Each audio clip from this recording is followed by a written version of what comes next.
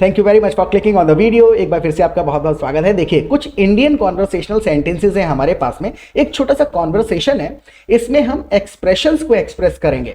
Actual में English आपको समझ में आती है, लेकिन बोलते समय अटक जाते हैं। उसका सबसे बड़ा रीजन यही है, actually we try to translate expressions into English, जबकि उनको ट्रांसलेट किया ही नहीं जा सकता है। और 80% हमारे कॉन्वर्सेशन में 80% एक्सप्रेशंस होते हैं, हम उनको ट्रांसलेट करने में लगे रहते हैं ग्रामर के रूल लगा के। तो इस सेशन को आप पूरा देखिए, आपको लॉजिक समझ में आ जाएगा, how to think in English, right. I will be sharing my screen with you. Screen में आपके साथ में शेयर कर देता हूं। देखिए, हर सेंटेंस को हम यहाँ कम से कम 2-3 तरीके से बोलेंगे। आप भी अपनी इंग्लिश को टेस्ट करिएगा कि ये छोटी छोटी बातें आप नेचुरल इंग्लिश में बोल पा रहे हैं या नहीं बोल पा रहे। जैसे कि धूप निकली हुई है फिर भी ठंड है। धूप निकली हुई है, अब देखिए धूप का एक्चुअल में कोई ट्रांसलेशन ही नहीं होता, राइट। इंग्लिश में धूप को हम सन कह देते हैं। देखिए कितने तरीके से इस बात को हम कह सकते हैं। एक सिंपल आपने कहा the sun is out but it's still cold. The sun is out यानी कि धूप है। द सन इज ब्राइट कह दीजिए, बहुत ज्यादा धूप है, right. So the sun is bright आपने कह दिया। द सन इज शाइनिंग तो और ज्यादा आपने कह दिया भाई चमक रहा है, तेज धूप है, तो सन इज शाइनिंग, राइट।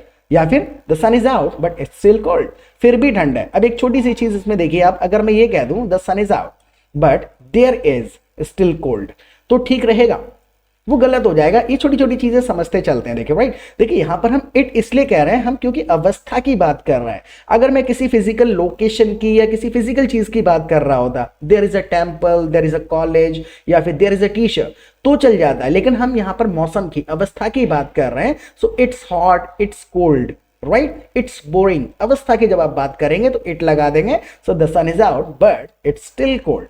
स्टिल आप समझ ही रहे होंगे क्यों कह रहे हैं, यानी कि फिर भी।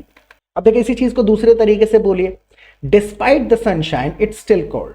देखिए यहां पर हमने कहा डिस्पाइट। सबसे बड़ी प्रॉब्लम क्या है कि हम ना इन शब्दों का हिंदी मीनिंग निकाल के इसको समझ के कोशिश करते हैं। जैसे डिस्पाइट का मतलब बावजूद, बावजूद इसका मतलब है नहीं।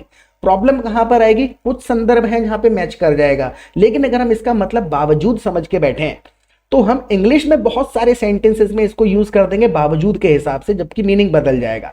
डिस्पाइट का सिंपल इतना मतलब समझ के चलिए कि डिस्पाइट लगा करके आप इस सेंटेंस पे जोर दे रहे हैं कि ये अवस्था है ही है, जोर देने के लिए है। और ये इस डिस्पाइट की जगह इवन दो कह सकते हैं, ऑल दो कह सकते हैं, और इवन दो भी कह सकते हैं, खाली दो भी कह सकते हैं। इन सारे शब्दों का मतलब है जोर दे रहे हैं आप इस पहले वाले सेंटेंस पे। So despite the sunshine it's still cold.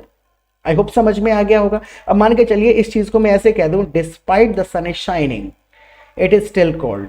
ये सही होगा या गलत? ये एक्शन में गलत हो जाएगा, क्योंकि जब हम वर्ड डिस्पाइट यूज करते हैं ना, तो इसके बाद हम जनरली नाउन या फिर जेरेंड यूज करते हैं, राइट। तो वो डिस्पाइट के बाद डायरेक्ट एक सेंटेंस हो जाएगा, despite the sun is shining it is still cold, तो वो इनकरेक्ट हो जाएगा। आप ऐसे कह सकते हैं जैसे कि डिस्पाइट द सनशाइन, यहां पर आपने कह दिया, जैसे एक सेंटेंस में इसके बेसिस पे बनाऊं, जैसे मैं कहूं कि despite being late he didn't admit, यानी लेट होने के बावजूद वो आईएनजी लगा करके हमने उस वर्ब को एज ए जेरेंड इस्तेमाल कर लिया। Despite being late he didn't admit, right. Despite he was late he didn't admit is incorrect. I hope समझ में आ गया होगा। और प्रॉब्लम क्या है, एक सेंटेंस से समझ ना आए तो बिल्कुल अटकना नहीं है, आगे बढ़ जाइए। दोबारा कोई और कंसेप्ट समझ रहे होंगे, उसमें डिस्पाइट कहीं ना कहीं यूज हो रहा होगा, सिचुएशंस में सुनेंगे और डीपली समझ आता चला जाएगा। तीसरे तरीके से इसी को कहते हैं, देखिए जोर ही तो दे रहे थे डिस्पाइट लगा के, आपने डिस्पाइट की जगह इवन दो कह दिया, even though the sun is shining.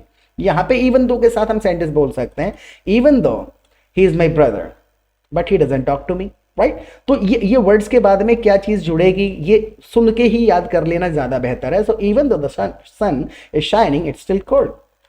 अब हुआ क्या, देखिए इसके अंदर लॉजिकली एक छोटी सी चीज देखिएगा कि बार बार हम इट्स स्टिल कोल्ड कह रहे हैं, तो इनको समझते समय ये चीज हमें बहुत ज्यादा आदत में आती चली जा रही है। सीखने का ये तरीका है, लिसन टू दी सेंटेंसेस, सुनिए, ग्रामर समझिए, जो समझ आए अच्छा है और जो नहीं आए वो कमेंट सेक्शन में पूछ लीजिएगा, राइट। इवन दो का मतलब ये, हालांकि एक्चुअल में दो का मतलब है, फिर भी हिंदी मिलान मत करिए, जोर दिया जा रहा है। दो और ऑल दो का मतलब हो जाता है लगभग लगभग, हालांकि इवन हमने दो के साथ जोड़ दिया है अलग से, यानी और जोर दे दिया है, राइट।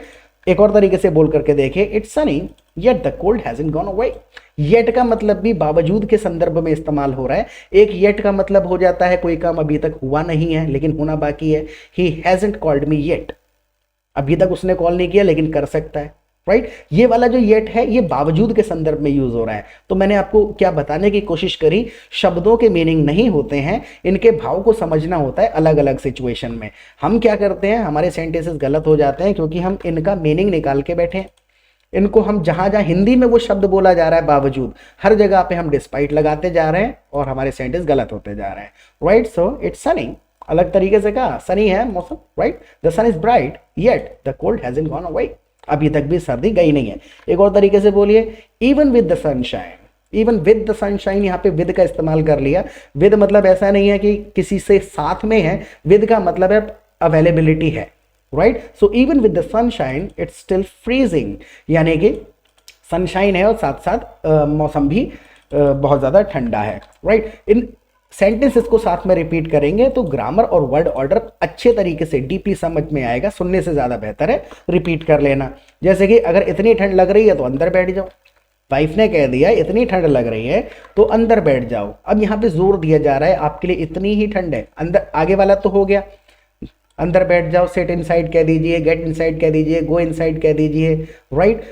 अगर इतनी ही ठंड है, अगर इतनी ही ठंड लग रही है, जोर दिया जा रहा है आपको ठंड ज्यादा लग रही है, राइट। अब ठंड की जगह आप आगे जोड़ देंगे, अगर इतने ही लेट हो रहे हो, अगर इतने ही अमीर हो। ये एक्सप्रेशन है कि जोर देने के लिए क्या कहा मैंने इस सेंटेंस में, अगर इतनी ही ठंड लग रही है, so if you are feeling that cold, if you are that rich, if you are getting that late, right, if you are that bored, इतने बोर हो रहे हो तो दैट का इस्तेमाल कर लिया जोर देने के लिए। बस ये चीजें समझते चलना है। So if you feeling that good just sit inside, अंदर जाओ और बैठ जाओ। यहाँ पे देखो, अंदर जाके बैठ जाओ अगर कह देते तो हम जाकर का ट्रांसलेशन लगाने लगते हैं, राइट। कहा तब भी वैसे ही जाएगा, just sit inside, go inside, right. So if you feeling that cold तो जोर दे दिया आपने, या फिर कह दीजिए if it's too chilly for you, if it's too chilly for you stay indoors, अंदर रहो। It's too chilly for you यानी कि आपको इतनी ज्यादा ठंड लग रही है, right. If you so cold कह दीजिए, if you so cold, if you so cold get inside. देखिए सो कोल्ड डायरेक्ट ही कह दिया यहाँ पर, ये कह देना काफी ज्यादा कॉमन है। मान के चलिए कि मुझे ठंड लग रही है तो मैं ऐसे कह सकता हूँ आई एम फीलिंग कोल्ड, या फिर ऐसे भी कह देना काफी ज्यादा कॉमन है, I M cold. I am cold का मतलब भी हो गया कि मुझे ठंड लग रही है, राइट।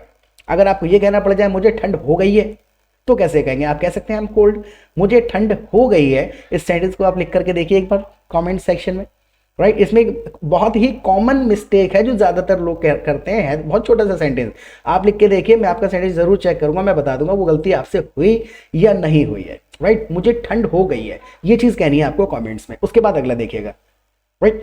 जैसे कि मैं तुम्हारी तरह फ्री थोड़ी हूं, मुझे तो बाहर के काम करने पड़ेंगे।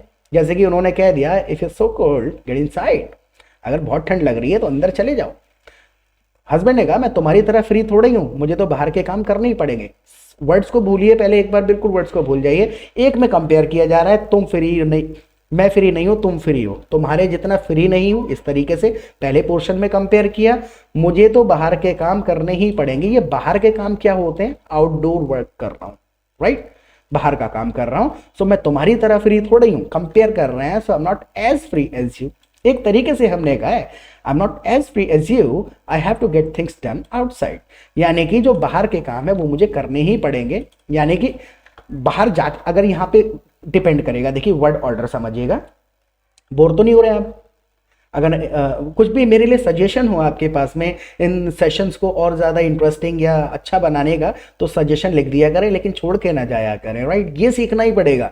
ग्रामर कितनी भी सीखते रहे, 20% सेंटेंस पे अटके रहेंगे, 20% इंग्लिश बोल सकते हैं, 80% इंग्लिश अपने तरीके से बोली जाएगी, जिसके लिए वर्ड ऑर्डर चाहिए, लॉजिक समझना पड़ेगा। So I am not as free as you, I have to get things done outside, यानी बाहर के काम मुझे करने पड़ता है, राइट। एक और तरीके से इस चीज़ को बोल करके देखिए, unlike you I'm not free.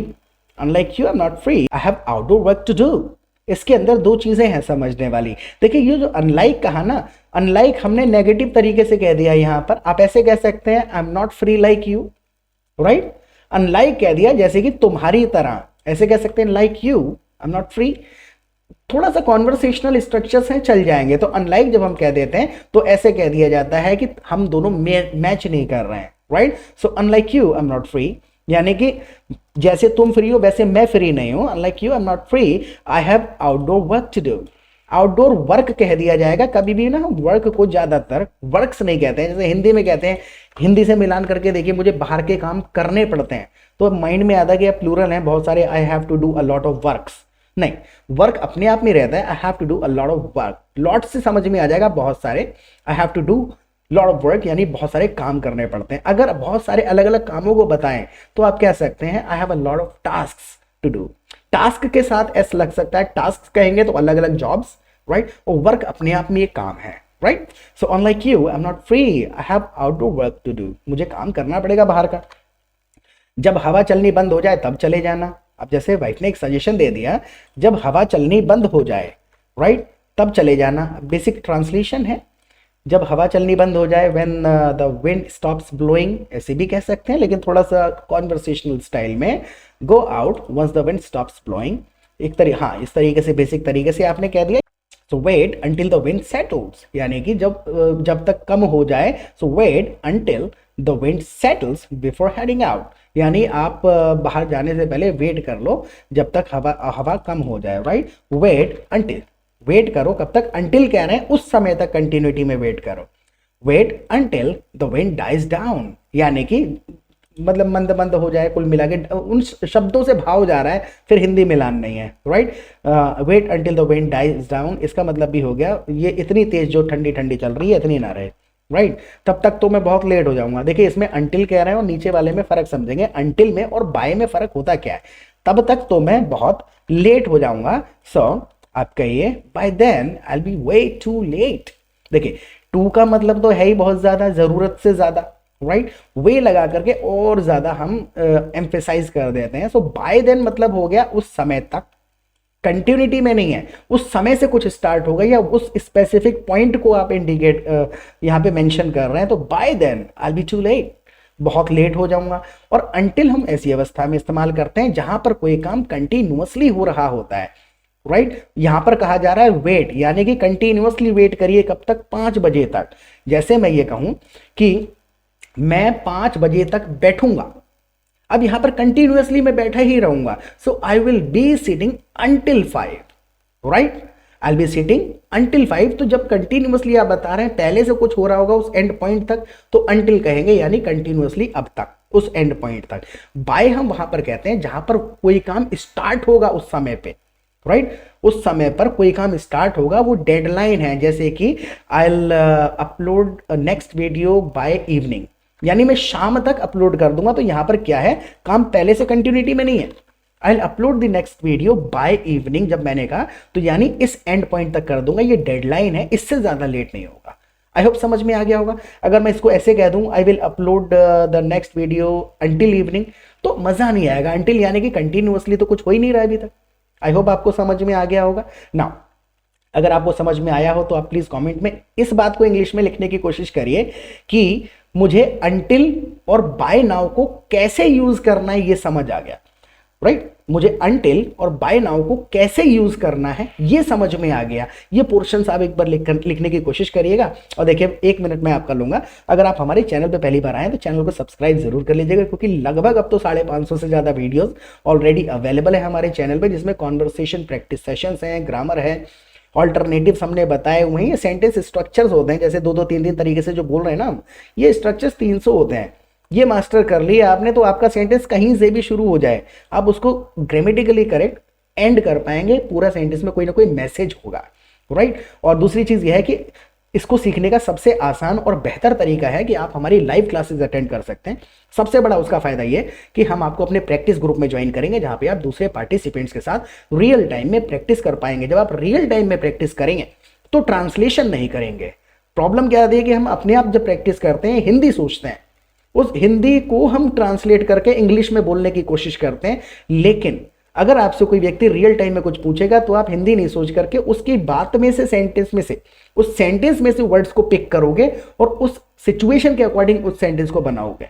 शुरू में भले आपसे सेंटेंस ना बने, लोगों के कॉन्वर्सेशन को सुनना शुरू करिए, आकर के पता चलेगा क्या वर्ड्स यूज हो रहे हैं, किस सिचुएशन में, कहाँ से सेंटेंस शुरू हो रहा है, कहाँ एंड हो रहा है, कहाँ पे शब्दों की जरूरत ही नहीं पड़ रही। अभी आगे सेंटेंस आएंगे फिर देखिएगा, बिल्कुल ही शब्द बदल दिए जाएंगे, तभी मीनिंग अच्छा पहुंचेगा, नहीं तो मीनिंग ही नहीं जाएगा हिंदी के वर्ड्स बोल देंगे तो प्रैक्टिस कर सकते हैं। उसके बाद में दिन में 2 बार लाइव क्लासेस होती हैं हमारी, एक बार दोपहर को, एक बार शाम को। तो कॉन्वर्सेशन में, प्रैक्टिस में जो भी ग्रामर समझ नहीं आई, कोई सेंटेंस नहीं बना, कोई एक्सप्रेशन नहीं एक्सप्रेस कर पा रहे हैं, लाइव सेशन में आके डिस्कशन अपना पूरा करिए, दूर करिए, फिर प्रैक्टिस करिए। तो यहाँ प्रैक्टिस प्लस लर्निंग दोनों चीज़ें मिल जाएंगी बहुत ही सस्ते में, राइट। तो आप मुझे व्हाट्सएप जरूर करिएगा। और let's get back to it now. जैसे कि तो कोई मोटे कपड़े पहन लो, इससे तुम्हें ठंड नहीं लगेगी। जैसे कि by then I be too late, किसी ने कह दिया कि wait until the wind settles, यानी कि जब तक हवा रुक जाने तो तब जाना। Wait until the wind settles, वही वाली बात है, ट्रांसलेट मत करिए हिंदी में, फीलिंग पहुंच गई होगी आप तक। तो कोई मोटे कपड़े पहन लो, इससे तुम्हें ठंड नहीं लगेगी।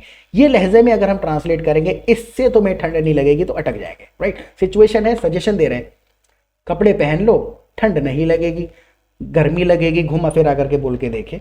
Then just wear some thick clothes, मोटे कपड़े, then wear some thick clothes, you won't feel cold. ये करना होता है हमको। हमें क्या है, इंग्लिश में बड़े स्ट्रेट सेंटेंसेस बोले जाते हैं, घुमा फिरा के। जो हो पा रहा है ट्रांसलेट करिए, जो नहीं हो पा रहा, इमेज को डिस्क्राइब करना है, एक दो वर्ड रिलेटेड लाओ, घुमा फिरा के पहुंचा दो, भाई इस इमेज में ये है, right. So then just wear some thick clothes and you won't feel cold, आपको ठंड नहीं लगेगी। हाँ, इससे तुम्हें ठंड लगी। एग्जैक्टली वो तो लिटरल ट्रांसलेशन ही हो गया। कह दीजिए put on some warm layers. Layers कह देना भी बहुत ज़्यादा कॉमन है। जैसे कि मान के चलिए मैंने एक के ऊपर दो, दो के ऊपर तीन कपड़े अंदर पहन रखे हैं बहुत सारे, तो सिंपल कह देंगे I am layering, I am wearing many clothes कह दिया मैंने, या फिर आई एम लेयरिंग, इतना कह देना भी काफ़ी ज़्यादा कॉमन है। आई एम लेयरिंग सॉक्स, मैंने एक के ऊपर एक मोजा पहन रखा है, right. So put on some warm layers, you will feel warmer, आपको गर्म लगेगा या फिर ठंड नहीं लगेगी, घुमा के कह दिया। So put on some warm layers, you will feel warmer. Warmer पता है क्यों कह रहे हैं, कोई ज़्यादा इससे लेना देना नहीं है, यू विल फील वार्म कह देंगे तब भी चल जाएगा, right. Now put on some warm layers and you won't feel as cold. देखिए यहाँ पर कॉन्वर्सेशन में आ गया, इसके अंदर पता है क्या है, you won't feel as cold as you do, यानी जितना पूरा सेंटेंस करें, so you won't feel as cold as you do, यानी जितनी ठंड लग रही है उतनी नहीं लगेगी, लेकिन इतना कह के छोड़ दिया गया, you won't feel as cold, यानी जितनी लग रही है उतनी नहीं लगेगी। तो बहुत सारी अवस्थाएं ऐसी हैं जहां पर जबरदस्ती की ग्रामर नहीं लगाई जा सकती है, सेंटेंस बड़ा अजीब हो जाता है। ये चीजें रियल टाइम में बातें कर करके समझ में आती हैं। अंग्रेजों की सुने होंगे आपने सेंटेंसेस, कितना सिंपल सेंटेंस होता है, मैसेज बिल्कुल क्लियर होता है, क्योंकि वो हिंदी नहीं मिला रहे। हम क्या कर रहे हैं, हम हिंदी की व्याकरण और हिंदी के अननेसेसरी वर्ड्स को इंग्लिश में लगा रहे हैं, ये प्रॉब्लम है। जैसे कि ये जाती ठंड है इसलिए अपना असर दिखा रही है, अब ये असर थोड़ी दिखा रही है, आप समझिए हिंदी कैसी है, ये जाती हुई ठंड है इसलिए अपना असर दिखा रही है, तो क्या थोड़ा स्ट्रॉन्ग ठंड लग रही है हमको, अवस्था को समझते जाइए। So it's the last bit of winter, this is the last of winter कह दीजिए तब भी चल जाएगा during the conversation. So it's the last bit of winter, so it's hitting hard, it's hitting hard, इसलिए ये बहुत ज़्यादा असर दिखा रही है। सो इट्स हिटिंग हार्ड, ये अपने आप में कॉमन एक्सप्रेशन है, आप थोड़ा वर्ड्स को मिला लीजिए। द सीजन इज चेंजिंग, घुमा के कह रहे हैं, यानी कि जाती ठंड है तब भी तो क्या कह रहे हैं, जाती ठंड है यानी कि the season is changing, right. तो घुमा के बोलना ही पड़ेगा, घुमा के नहीं बोलेंगे, ट्रांसलेशन करके 10 में से 2 बनेंगे सेंटेंस, 8 नहीं बनेंगे। So the season is changing, that's why the cold feels stronger, इसलिए थोड़ा सा ठंड ज्यादा लग रही है, that's why the cold feels stronger, right. अब मान के चलिए कोई आपसे कॉन्वर्सेशन में पूछ लेता कि भाई आपको इतनी ठंड क्यों लग रही है, why are you so cold, why are you feeling so cold, तो वहां पर अगर जनरली मैं जवाब दे देता तो मैं इतनी बातें नहीं कहता, सिंपल कह देता ना कि यार the weather is changing, right, that's why I am feeling bit colder, इसलिए मैं थोड़ा ज्यादा ठंड लग रही है नॉर्मल दिन के मुकाबले। तो हिंदी से मिलान नहीं करना है, वो छूटेगी ही आदत तब जब आप हिंदी सोचने का समय नहीं देंगे अपने आप को। आप सीखने जब बैठते हैं तो आप हिंदी लेके साथ में बैठते हैं, हिंदी लेके नहीं बैठनी है, बस रियल टाइम में बातें करिए, भले 15 मिनट करो, 2 घंटे मत करो प्रैक्टिस, लेकिन रियल टाइम में करो। जैसे कि इस बार ठंड ज़्यादा लंबी नहीं पड़ी जितनी पहले होती थी, इस बार ज़्यादा लंबी नहीं पड़ी। अब इसके अंदर हम क्या कह रहे हैं, हम किसी चीज़ के लास्ट होने की बात कर रहे हैं, कितनी देर तक चली, right, the class lasted for 45 minutes, right. तो ठंड कितनी देर नहीं चली, इतनी ज़्यादा लंबी नहीं चली जितनी पहले होती थी। जैसे कि विंटर वॉजंट एज लॉन्ग, यानी इतनी लंबी नहीं थी, दूसरे तरीके से भी कह सकते हैं the winter wasn't as long this time as it used to be, जितनी हुआ करती थी उतनी लंबी नहीं थी, राइट। इसमें लास्ट वर्ड है किसी चीज़ के चलने की, रहने की अवस्था में, तो आप कह सकते हैं this year the cold didn't last, इतनी देर नहीं चली, the winter wasn't as long, या फिर the cold didn't last as long as before, यानी कि जितना पहले चला करती थी उतनी लंबी नहीं चली। नाउ एक सेंटेंस है, अब पहले खुद ट्राई करिए इसमें। इस बार केवल 2 महीने की ठंड पड़ी, इस बार केवल 2 महीने की ठंड पड़ी। देखिए केवल 2 महीने तक ही तो कोई चीज चली है, अभी ऊपर हमने कहा ही था। So the winter, this time, this year, this season, the winter lasted only 2 months, यानी कि केवल 2 ही महीने चली, या फिर थोड़ा सा स्टे वर्ड भी यूज कर लेंगे। So this year the cold state for just 2 months, तो लास्टेड कंपलसरी नहीं है, स्टे भी कह सकते हैं, राइट। तो ये ऑल्टरनेटिव्स तब समझ में आ जाते हैं, और ये कॉन्फिडेंस तभी आता है। एक्चुअल में हमारे माइंड में होते हैं सेंटेंसेस, सही होते हैं वो, लेकिन हम बोलते नहीं, क्योंकि हमने सुने ही नहीं होते, हम पता ही नहीं चलता है सही है गलत है। तो यहाँ पे लोगों को जब यूज करते सुनते हैं ना बार बार, तो एक कॉन्फिडेंस आ जाता है कि यार ये तब भी काम चलाऊ वर्ड कह रहा है, इससे अच्छा तो मैं ही कहता हूँ, राइट। तो कॉन्फिडेंस का भी बहुत बड़ा रोल है एक सर्टिफिकेशन का, जो अभी तक आपने खुद को दिया नहीं है। तो आइए रियल टाइम में बातें करिए, कंपेयर करिए। जैसे कि 2 महीने में हालत खराब हो गई, किसी ने कह दिया this year the cold state for just 2 months, यानी केवल 2 ही महीने चली ठंड। आपको एक्सप्रेशन देना है 2 महीने में ही हालत खराब हो गई, 2 महीने में ही हालत खराब हो गई है, तो आप थोड़ा अपनी परेशानी को जता रहे हैं यहाँ पर। It was too much to handle, यानी कि it was too much to handle जब आपने कह दिया तो आपने सारे वर्ड्स यूज नहीं करे, लेकिन अगर आप वर्ड्स यूज करें तो कह सकते हैं even 2 months of winter felt unbearable, even 2 months of winter was too much to handle, right. तो कहीं से थोड़ा सा पोर्शन यहां सुना, उधर ला करके जोड़ दिया, even 2 months of winter was too much to handle,